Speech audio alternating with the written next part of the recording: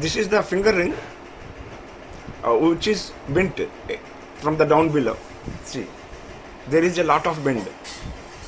We will see how to remove that. This is the ring, but see, the bend is there here. How to remove this? Let us see in this video. It is very simple trick.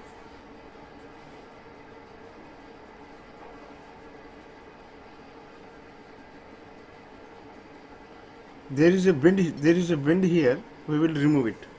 Take such a type. This is the roti maker one for making the roti, or which is similar. This size. Try to place in this. See, it is not going inside due to the bend. Give a little press like this.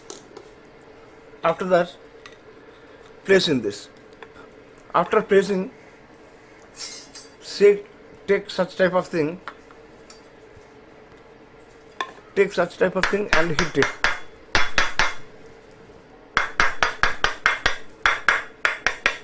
And hit it like this.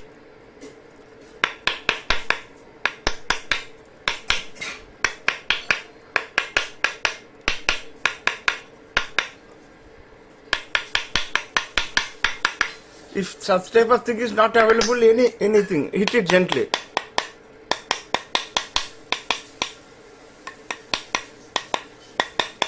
Yes. Now remove this.